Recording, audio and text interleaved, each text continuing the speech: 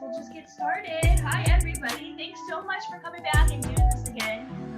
It's lovely to see you all. I'm excited to sort of see what we have going on today. I'm actually going to start today with the astrology part of it because I asked each of you to focus on the thyroid. And the reason for that is because the sign of Taurus, which the sun just entered, it actually rules the thyroid. And when I look at the astrology of what's going on right now and going back into last month and then into this month, the sun actually entered Taurus on the 20th, on April 20th. And that's coming out of Aries energy. The sun is coming out of Aries energy. And that Aries energy, especially right now, was so hectic and volatile and like fast paced that moving into this Taurus energy, really, it's important to take some time right now and slow down the pace. Now, we still have Mercury, which is in Aries, and it's going to be in Aries until the 28th of this month. Then it enters Taurus too. So when we move closer to the 28th and beyond the 28th, then things will really start to be able to come together a little bit better, and we'll probably get a little more clarity with information. Right now, the information is still coming in really fast, and it's all over the place. It's very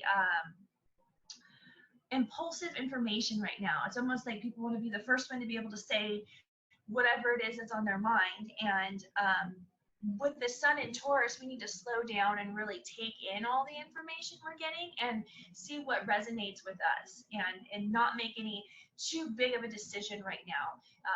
So back to the thyroid and that Aries energy. That Aries energy can make us feel panicked almost, like busy. I've got to be busy. I've got to be doing this. I've got to be doing that. And if we're not physically busy with that Aries energy, then we could be very mentally busy with it. And this creates stresses in our body. And the first thing I've noticed in my own personal health, when I'm at a really heightened level of stress, I've had adrenal fatigue before, which once you zap those, it does go right to the thyroid. And so I thought it was really important to sort of take a acknowledgement here of all the stress we've been under, whether we are aware we've been under stress or not. At some level, there's no way we could be living on the planet right now and not be experiencing some form of stress. So acknowledging that and taking this next month really while the sun is in Taurus, and that is until May 20th. Okay, so this is from now until May 20th. And taking this time to slow down. And even, for instance, this meeting, this was fabulous. This start to this meeting where, we didn't get started right on time at 1 o'clock. We had all kinds of stuff going on. But instead of being anxious and antsy, like, okay, come on, let's get together, being in the groove of time. And so really this is sort of getting more settled into the groove of time and being flexible with the time that we're being given, being flexible with the time that we're being given. And so I asked everybody here to address different levels of thyroid or the throat chakra, or, whatever it is you have to contribute to this area of the body. And whether we have thyroid issues or not, this is also thyroid support, because this rules all the hormones in the body. It rules, everything. And if we tap this out, we're kind of screwed. It starts to affect with brain chemistry and everything else in the body. So being really mindful this next month of this area of your body and feeling your throat, checking in with that actual physical area of your body over the next month, and what do you feel there? Is there stress there? Is there tension there? And what do we do to release that?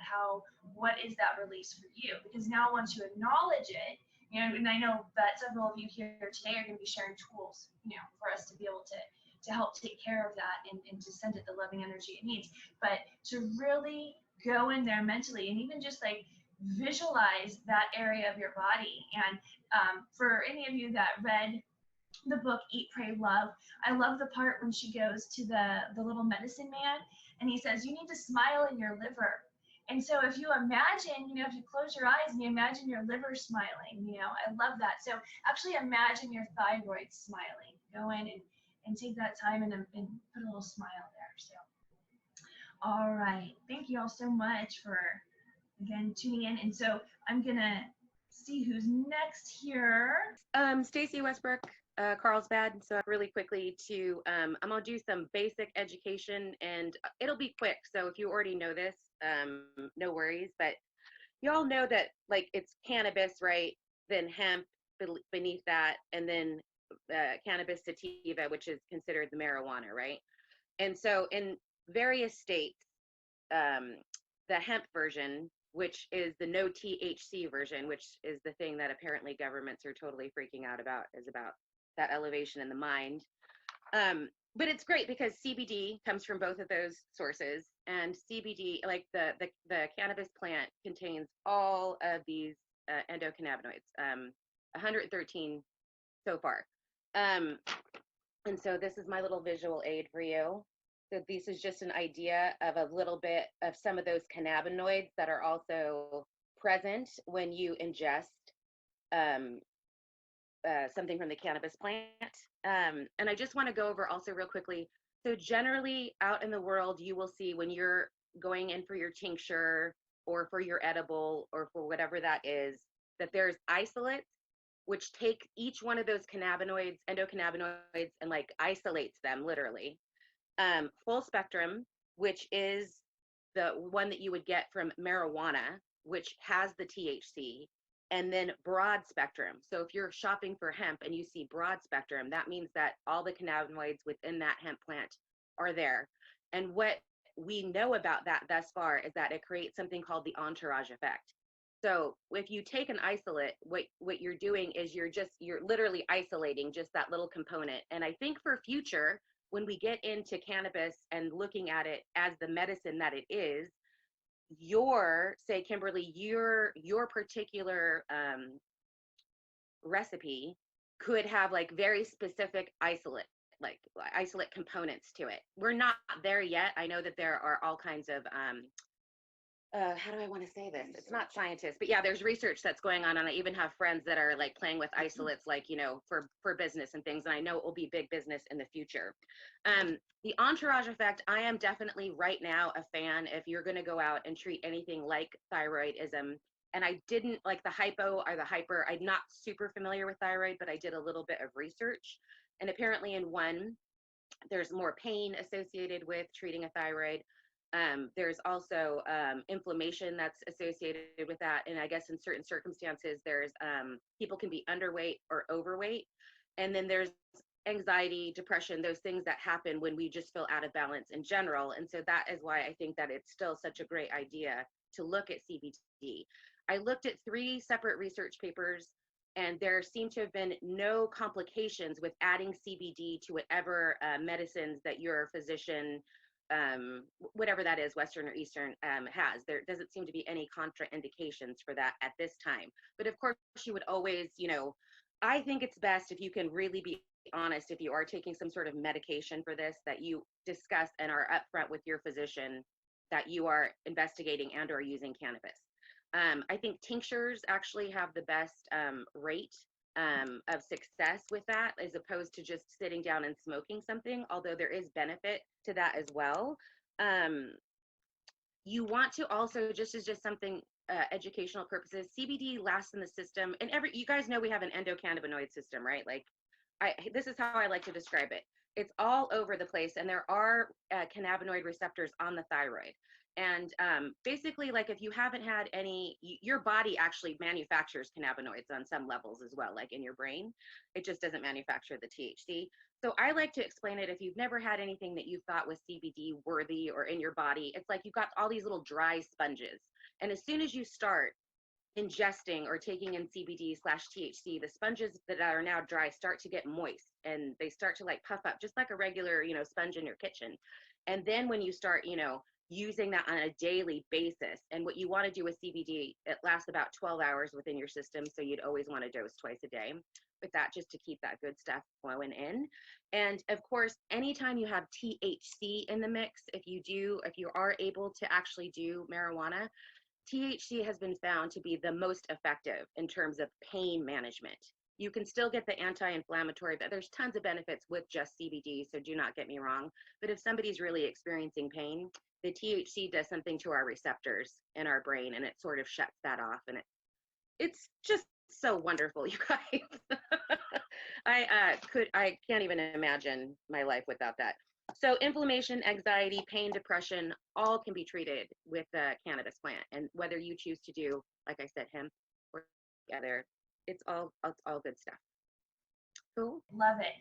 Okay, so next I have Miss Kristen. So what I wanted to get, just because, you know, being a health coach, I had a lot of resources. So I'm happy to email Kimberly or whatever you guys can read to me, however Kimberly wants to do that. There are so many documents just from a health perspective, recipes for thyroid health, like a checklist of symptoms. I came across like all these protocols. It was crazy. So many protocols. So today I'm just kind of like a couple little tips, but if you want more information or just playing around with it, just know that there's a lot more than this. And for me, of course, having your, like, I have a functional doctor and I just love her, and she's local for the San Diego people, but I'm sure anybody else, you guys could see her too. And I can give Kimberly her information too, but the vitamins and supplements that she put me on, because I was whacked out with my blood sugar. And I just had so many, like, I appeared really healthy, but I just wasn't thriving and I felt off. And so it's like, I'm eating right, I'm exercising, I meditate, I surf, I have a great support system. Something is still off. Like, my body is off. Something's wrong. And it was adrenal fatigue too, which, as we've already discussed here, that's so closely tied to your thyroid. The thyroid and the adrenals work in tandem. So, of course, this isn't medical advice here that I'm giving, or I encourage you to see that was my last piece of my health picture that totally completed the picture, and it was awesome. And it was supplements. I mean, basically, it's iodine is really important for the thyroid. And so she has me on iodine, B12, vitamin D, and it was based on a lot of blood work. So I just wanted anybody to know that is also an additional resource that I highly recommend. And I was like, so happy to find this functional doctor. It was like, yay, here's my last, it was just so comforting. She talked about the womb and what happened in the womb and just all this stuff that wasn't too, oh, this is crazy, because it was also very practical with, here's how I'm going to help you now, and here's some really practical things that you can do. And it doesn't even have to do with the womb, but I loved that she had addressed these issues that were more than me just trying to fix it with kale and, meditation. There was this dietary piece that was specific to me. And so I'm so thankful that I found her. So as we know, the thyroid is so responsible for all of that: breathing, memory, heart rate, emotions, body temperature, menstrual cycles, metabolism. I mean, it's so connected to, we just absolutely have to have it to thrive. And our modern day society, whether how many techniques and tools we have to calm our parasympathetics, bring about the sympathetic nervous system, we live with, the Wi-Fi and the this and the that and the plastics and the news, and just, of course, what's going on right now is astronomical. So we can't get away from it. And so my tips are somewhat similar to what I had said in the beginning, which the best tips for thyroid health are eating right, staying active, and reducing stress is really, we all know this, that is just a big one. I had it in red and bold, because that will be something that just taxes your thyroid a lot. Drinking the water, I'd mentioned that last week. So that was just that half of your body weight in ounces in water does also help your thyroid and your adrenals. So really important to stay hydrated. If you drink alcohol or coffee or have a lot of depleting foods, then you would actually increase that amount. So that's just the baseline amount of water. And then anything that you do above and beyond, if you went into a sauna or you sweat really hard that day, you would actually then even add a little more onto that measurement. And then sleep.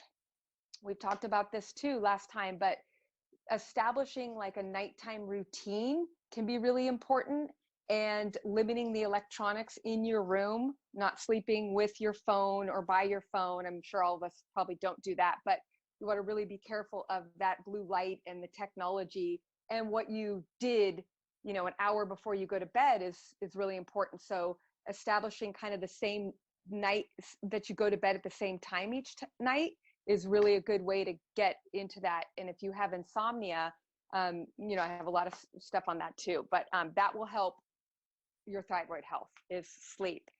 I'm happy to send an inflammation diet.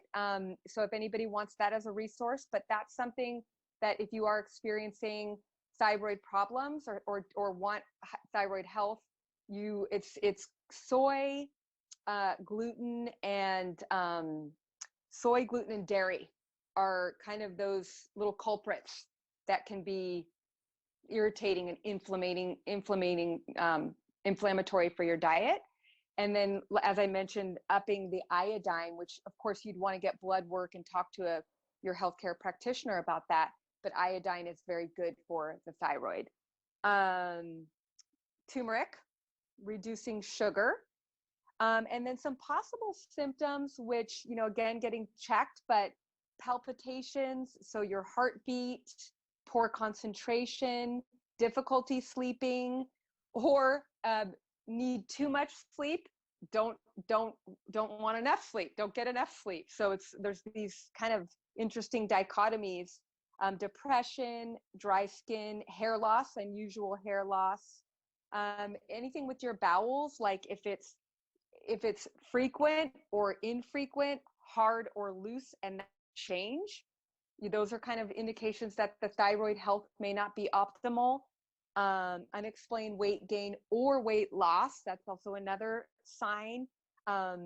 So lots of different things. Difficulty tolerating cold, heat, change in your facial appearance can also be a sign of thyroid imbalance. So they talked about like eye pain, double vision, swelling or protruding of the eyes. So these are like little kind of a symptoms checklist that I found from my school. And so that's it. I mean, that's a lot of information, but just, again, I'm happy to share more resources. That's it. Thank you so much, Kristen. Oh, Unyan, perfect timing because you're actually next. It's so nice to have you. You found a spot that works. Yay. I think you're on mute though. I think you're muted. There you go. Perfect. So yeah, if you want to, maybe you can show us about, you know, following up with what Kristen was talking about, movement for stress. That Unyan's business is the stress burner yoga, right? Okay. Well, good. Kristen, I'm glad that you mentioned about the stress and how that has an impact on thyroid. So I'm not an anatomy expert, but you know, it's right here. The thyroid organ is right here, which corresponds to the throat chakra, right? And the throat chakra has to do with communication, how you present yourself, how you speak, right? So if you're all blocked up here, if that energy's blocked up, it'll have an effect on your voice, your ability to find your voice, all those kinds of abstract things. But certainly being stressed has a huge impact on the thyroid. You hear of adrenal stress, which is related in the endocrine system to the thyroid gland. And that's what happens when you're under chronic stress. I'm not talking about the ordinary kind of stress that we have that helps us to survive, like being able to dart out of the way of a rampaging bus that's out of control. You know, you jump out of the way, you grab your child, and then you're saved, right? But the kind of stress that I'm talking about is the chronic lifestyle stress that there's almost near where I live in Washington, D.C. area. There's also what's the word? Status to being stressed and having so many things to do and being so busy that you're scheduled up to the wazoo. So what I want to share is just a good stretch right now, okay? And again, being in the car, it's not ideal, but it has to do with, and we can do this all together, just like bringing your chin to your chest, okay? And then let's just circle around as if this is 6 o'clock, and then circle around the clock all the way and go to the extent of the circle all the way around that feels good to you, okay? So you might feel a little bit of stiffness or crunchiness. Both the forward and the back positions are really good for stimulating your thyroid and correcting any imbalances. So just take it slow, go inwardly, breathe as you go around the circle. Feel as though there's a giant searchlight coming out at the top of your head, and you're creating this huge circle in the sky. Go in both directions, right? And feel the loosening. So I think when we're under stress, we crunch up our necks, right? It becomes like this, like the turtle, where you kind of scrunch your neck in. There's a lot of tension there, and we're just going to loosen that with this movement. Breathing. The breathing is key. So as you breathe, you want to exhale any tension. If you find any places that are extra tense, any movements that feel extra good, just stay there and feel as though you're releasing the tension from your neck. For me, how many of you feel tension in the back of your neck? Raise your hand. Anyone? Yeah, that's for sure. So definitely stretch forward like the chin to the chest.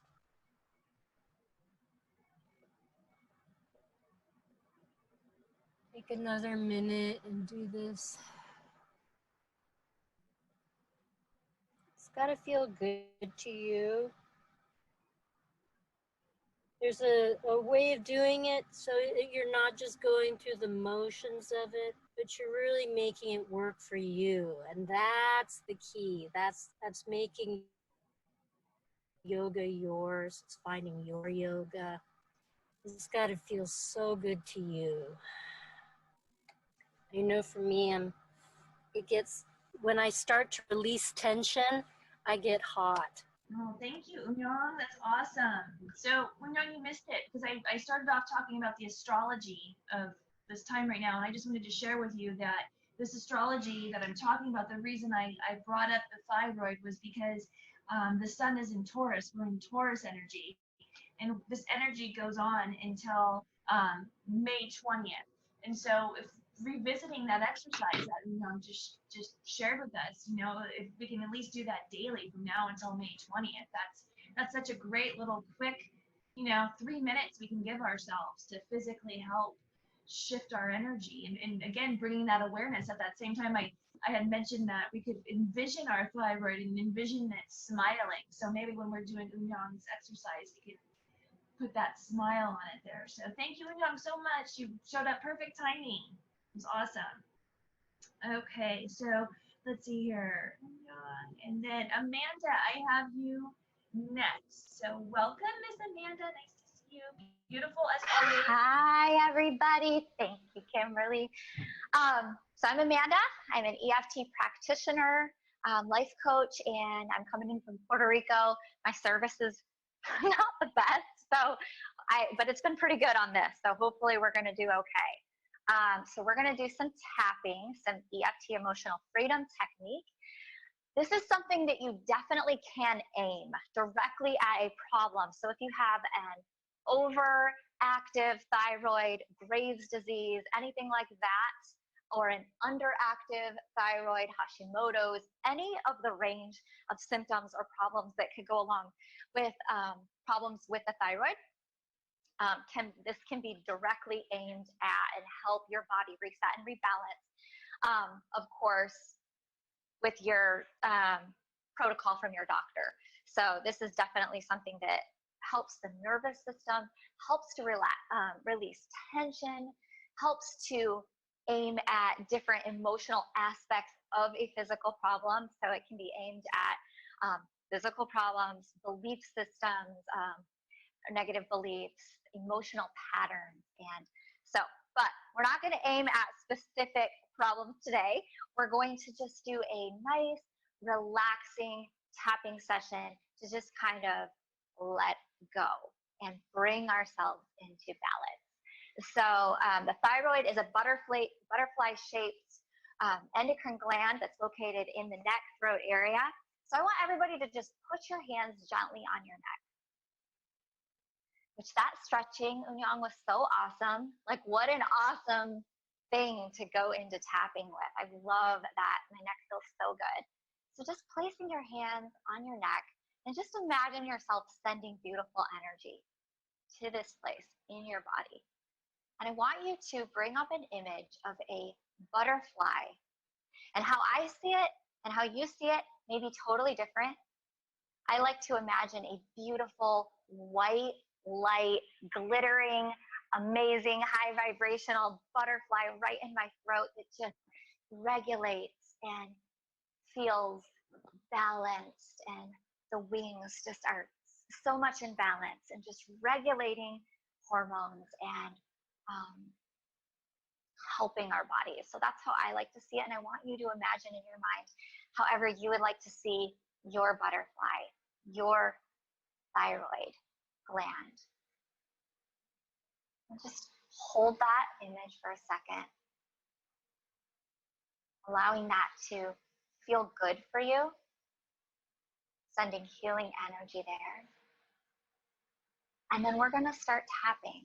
And we're just going to start right at the eyebrow point, right where your eyebrows start. You can use both hands. You can use one hand. It doesn't matter. Either side, it's all symmetrical. So I'm just going to go on my right side, and we're going to start tapping here. And make sure you all are muted, because you're going to speak out loud. You're going to speak your own language, but you're going to repeat after me. Allowing myself to relax. Just feeling that relax your whole body right now. Moving to the side of the eye, right where the bone is, right where your eye ends. Allowing my breathing to be relaxed and calm. Go ahead and say that out loud. Giving that message to your body. You can have eyes open, eyes closed. I tend to close my eyes because it helps me tap inward. Releasing and letting go all the tension that I'm carrying today. Moving to underneath the eyes. Allowing my body the space it needs to regulate hormones at beautiful levels for me. Coming into balance. Moving underneath your nose, above your lip. My body is now absorbing nutrients. Allowing my body to absorb all nutrients from whatever I give it. Underneath the mouth, my digestion is coming into balance. I'm just sending some energy. You can put your other hand on your tummy. Breathe into that hand, tapping on this point, allowing myself to relax. allowing my breathing to relax, allowing my digestion to be balanced. My body knows exactly when to let go and what to let go of. Just taking a deep breath here and moving down to the collarbone point. Breathing in and letting go. I release and let go of all tension. And just imagining all tension rolling off your shoulders. You can use one hand to place on your shoulders, reminding yourself to relax. One hand to continue that tapping. Give yourself really quick, just a little touch, a little bit of pressure on your shoulders. Taking a deep breath and then coming back to that collarbone point. Tapping underneath your collarbone. I release and let go. Say that out loud. I release and let go of whatever needs to be let go of. Moving to underneath your arms, just a few inches below your armpit. Allowing myself to eat healthy. Trusting my body with exactly what it needs. Allowing my body to get those nutrients. Top of the head. Right on the very top of your head, all over the top, the crown of your head. Tuning into your body and your body weight. Where is your body holding on to toxic fat cells? Maybe it's around your organs, because that's what our body does. It stores them, and we don't know how to be without our organs, so that's typically where it goes to protect. Allowing myself to let go of whatever I no longer need. Just a feeling that you're letting go, shedding what is no longer working for you, physically, emotionally, spiritually. What are you holding on to? Just letting that go. Stop and take a deep breath here. Letting go at an even deeper level. And then we're going to do one more round, moving a little bit quicker, starting at the eyebrow point, releasing all fatigue, allowing my body to have energy to do everything I need to do, bringing in that energy, side of the eye, balancing my metabolism, right here, right now, balancing my metabolism, allowing my energy to balance underneath the eye, balancing my appetite, trusting my cravings, trusting that I'm going to be drawn to nutritious, nourishing, life-giving foods. Saying this however you want to say it, of course. Allowing my cardiovascular system to be balanced underneath the nose. Allowing my heart to be strong, moving underneath the mouth. Allowing respiratory to balance, my respiratory system. Breathing once again, allowing that to balance. Collarbone point, trusting my emotions. I choose to be easy on myself right now. That whatever comes up for me, comes up because it's supposed to right now. There might be things I'm supposed to let go of, or maybe pay attention to and acknowledge. I'm just trusting that I know exactly what I need to know, when I need to know it. Trusting my emotions. Underneath the arm again. Allowing my energy to balance. trusting my thyroid to do exactly what it's supposed to do, bringing it into balance. Top of the head and last point, I allow my body to balance. I allow my body to rebalance, giving so much love to my thyroid. And stopping, taking a deep breath, putting your hands exactly where they want to go on your body. Letting go at the deepest level possible. Knowing you are exactly where you're supposed to be and giving your body all the love it needs right now. And that is it for today. You can unmute yourselves if you want to now. Was awesome, Amanda. Thank you. You are so welcome. The flow today is so perfect and beautiful. I'm loving it so much. Thank you for sharing. Yes. Susan, you are on, darling. Your turn. Okay, we are going to journey to the throat chakra to start the shifting and movement of any ancestral coding or programming that is stored there. So if you would close your eyes and take in some deep breaths and just notice the air as it's going down your throat. Just feel the air in the back of your throat as you breathe in to help bring your awareness to your throat chakra. And just imagine that you are standing in the middle of your throat chakra. You're standing there with a wand of light. And with this wand of light, draw a circle on the floor of the throat chakra. And we're going to start a fire. So with your wand of light, tap the center of the circle to create a spark. And the spark creates these light blue and violet flames of fire. A fire holds the energy of transformation. It purifies. So the truth in these flames will illumine what we have stored in the throat chakra. And also notice in your throat chakra that there is a gong. So take your wand of light and tap at the gong so it sends out this tone and reverberation out.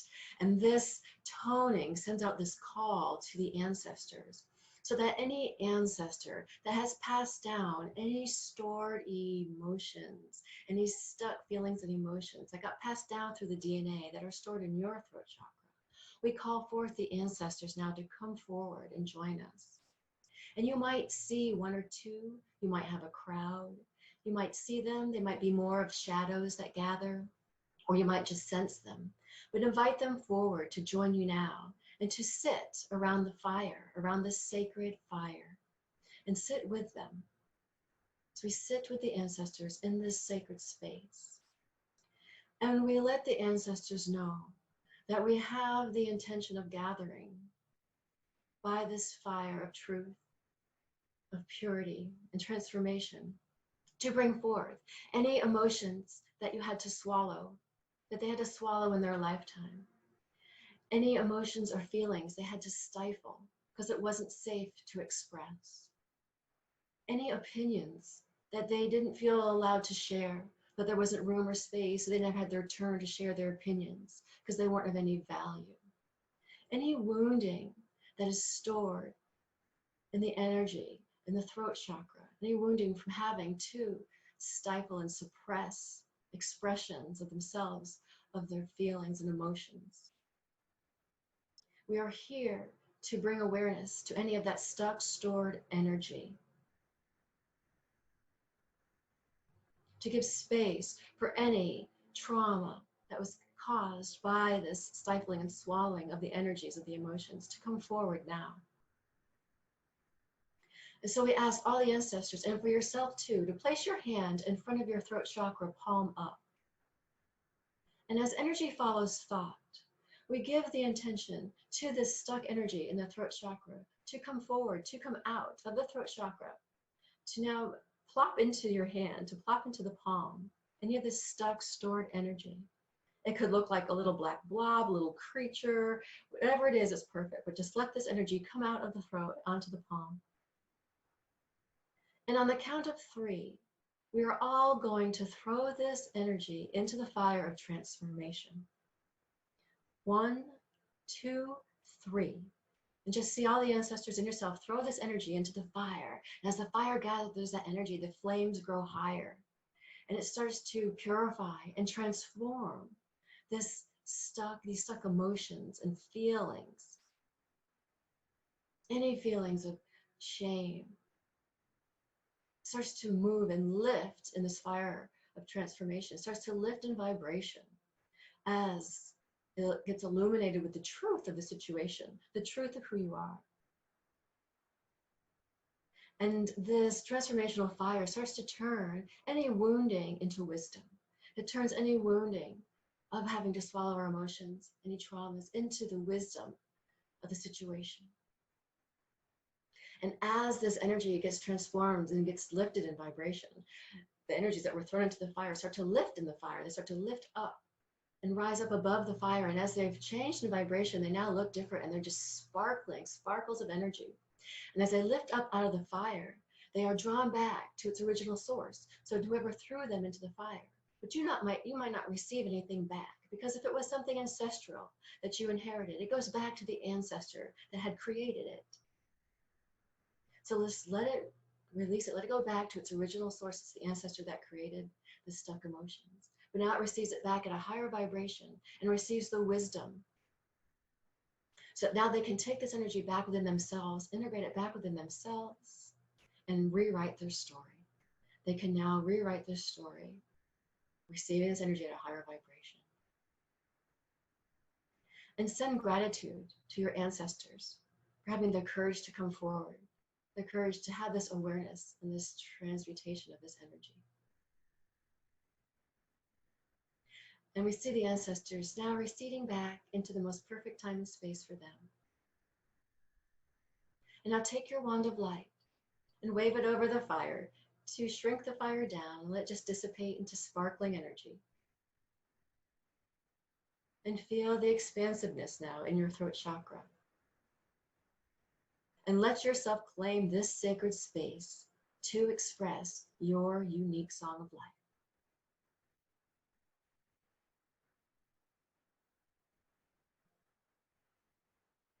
And feel this expansiveness just going into the physical, the throat, the esophagus, the thyroid, all the glands. This expansive, sparkling energy. And taking a deep breath. And so it is. And gently open your eyes. Thank you. That was really powerful for me. Thank you so much. Wow. I had a lot of unexpected emotions.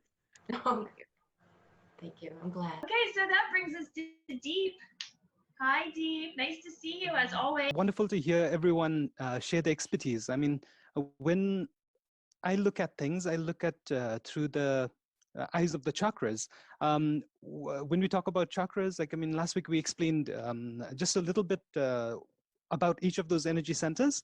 And it's important to understand what they represent, the pros, the cons, and what does each of the chakra mean? Like I mean, when you start looking up about chakras, there's like so much information that you can find that you could spend days and days of it intellectually without the experiential part. So our focus, or when we encourage people or what to do, is like the meditation part of it. And then that one I'll try to get in a little bit later.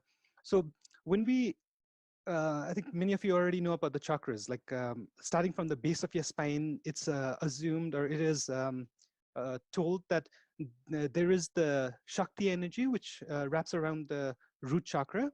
And as one progresses through wisdom, through intellect, through understanding, as they make a journey towards through each of those chakras, the energy is making its way from the root, going up to the crown. This is from the Hindu tradition, where it's believed that Shakti is the feminine energy and Shiva is the masculine energy. So it's the journey between the root and the crown where Shakti meets up with the Shiva. So that's again, I mean, from the Tibetan side, they have many explanation of the chakras. So there are so many different aspects that you could follow. But what I recommend on a personal basis is like, just learn the basics. I mean, basics, learning the basics is literally like learning the basics of religion. when we begin to the difference between spirituality and religion, it's like when we call ourselves religious, then we somehow some parts we energy some kind of dogma, some kind of you should do this, you shouldn't do that. Whereas in the spiritual thing, you're actually following the practice of the religion. So a religious person can be spiritual, and sometimes like a person who's spiritual may or may not be religious. So there's like a difference. What I'm saying is the importance of practicing. Whenever we learn about all these different things, it's important that whatever you do um, through the meditation part, you intellectualize it and then experience it and then practice it throughout the day. So how, when we talk about like the chakras, like, I mean, just example of the root chakra dealing with survival, blocked by fear. So that's a simple statement, and anybody can understand it. And sometimes people think it's so simple that people don't want to explore it more. But now it's just like giving you a key to unlock the energy centers. So what do you mean by survival? What are the basic things that's needed for one to be secure, that they're able to, I mean, the root chakra forms like a base of a tree. If the roots are not strong, then it cannot withstand what weather nature has to bring. So how do you secure these roots? That's when the intellectual part comes in. And how do you understand, like, how do you develop wisdom? I think that's another question that people ask a lot. Yes, when there was, I think a few years ago, I went for Vipassana meditation. It is like a 10-day silent retreat. I'd recommend everyone to go at least once. It's like in that meditation, for 10 days, you're meditating about 13 to 15 hours a day. No eye contact with people, no conversations. So you get so much deeper. I think Kimberly is one of the first people who have experienced the meditation like years ago. I think it's like 12, 14 years ago. If you remember, then I wouldn't talk as much in the meditation, but mostly focus on the instruments. But after I went to that meditation class, then something opened up. It's like the mind begins to talk and explain. I think some of you who have been to the meditation, it's like when we have an expression. When you ask questions to others, you get opinions. But when you ask questions to yourself, then you get the answers. So similarly, if there's a question, if there's a meditation class that we are going to give, then I put that topic within the mind, within whoever dwells within it. And it seems like somebody begins to translate. And I always tell people, if only I could share 10% of the information that is coming through, then that would be a really good meditation. But usually by the time we get to the meditation, it's like so many information, like there's so much happening. And I mean, we still focus more on the instruments, so we can't share everything. So that's one thing that we do recommend is like, there's so many different kinds of meditation. How many people do meditate regularly? Oh, cool. So everyone, well, some of meditation. So if we like growing up, we were introduced into mantra meditation, sound meditation, or breath meditation. Those are the different tools that, like last week when we talked about, when you close your eyes, what are the things that's left behind? Like everything, like, I mean, in the beginning of the meditation, you saw the bowls, but then when you closed your eyes, it was the feeling. It was, and you might not have the bowls or the instruments with you all the time, but in the beginning of last meditation, I said, your breath, your mind, and your voice. These are the three different tools that are always within you. So if you wanted to get to a place of understanding, then there are many different kinds of meditation. And meditation is also by classification. Like when people meditate, like how many of your minds keeps wandering off really quickly? So when a person is new to meditation, there's so many different thoughts.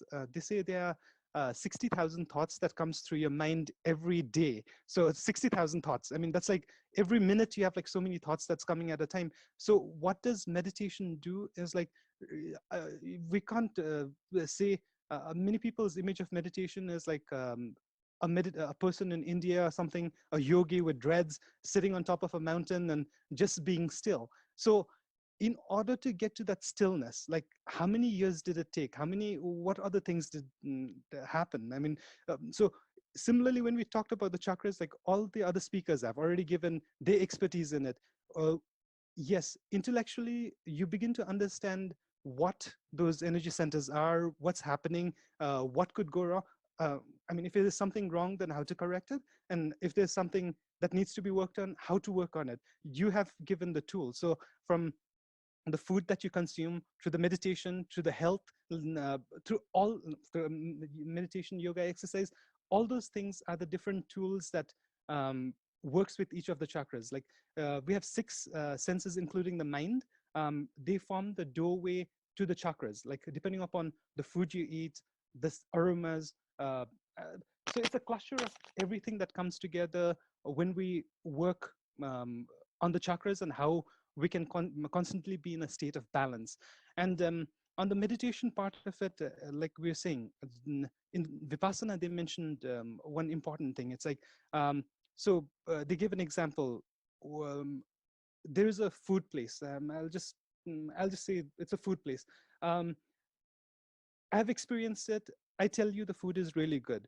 And I mean, depending upon the credibility, you might think, yes, I might be telling you the right thing. Then you drive by the place and you smell it, and the food does smell really good. But until and unless you don't experience the food, how can you tell it's good? I mean, that's why truth, reality is so relative. It's like my truth, my reality is not the same for your truth and your reality.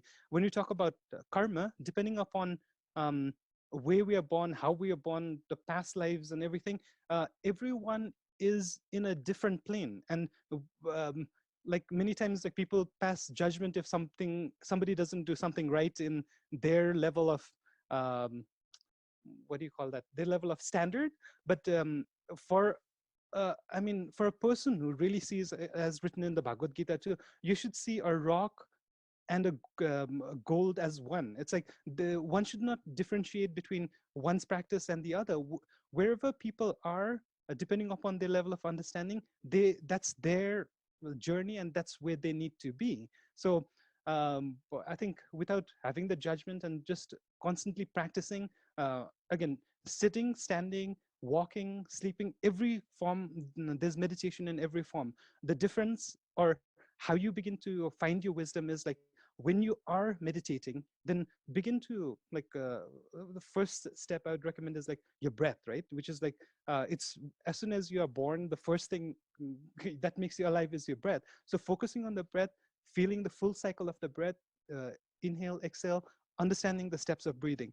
And so you bring the awareness to the body. Second step for the awareness of the mind, if you have a hum, if you have om, if you have mantras, if you have a thought, you can use that to begin to slow down the state of your mind. And then as your mind begins to slow down, then you begin to inject one question at a time and see all the different avenues from it. It's like you can present that question within your mind. In Vipassana, they had also said, when you are looking at a room, if you just look in the what's in front of you, and you think that's the room, then you're only seeing one picture.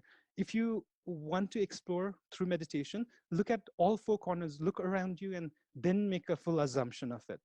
So with that note, I mean, since we are working on the throat chakra, so let's just take a couple of minutes to focus on the breath, focus on the throat chakra, and then I think I'll give it back to Kimberly. Okay, so begin to close the eyes.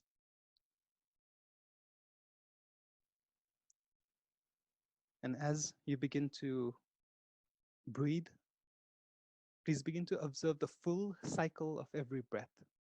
So inhale, listen to the sound that you're creating. Observe the moment of silence between each breath. And then as you exhale, let go and listen. The tools that you need are always within you. So just explore those tools, use it and implement it. Continue to focus on these long, slow, conscious, mindful breaths. And as we begin to focus on the throat chakra deals with communication and expression and is blocked by untruth and lies. As you breathe in your truth, your reality, void of the dogmas. As you breathe out, allow yourself to express, let go.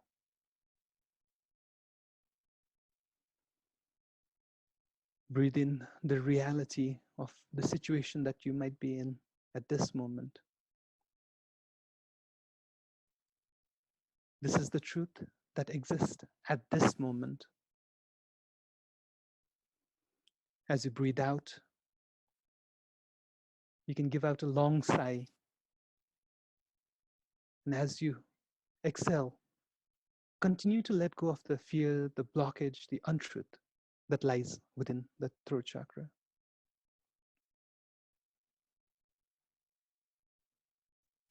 Please take in one long, slow breath. In full consciousness, just bring in the energy that's provided to you by the universe, the people around you who set the intentions, accept what they have to offer. And as you breathe out, allow your truth, your intentions, your pure thought, just put it back towards the universe and may it benefit all sentient beings. Thank you, everyone.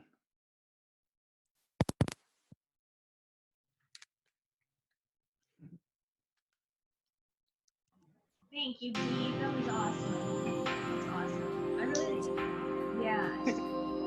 Wow, it's always so hard to talk getting into these things. So I thank you all again for coming to me again. It feels like we're kind of getting a rhythm going here. It's just so wonderful. Such a great time out from everything that's going on in the world.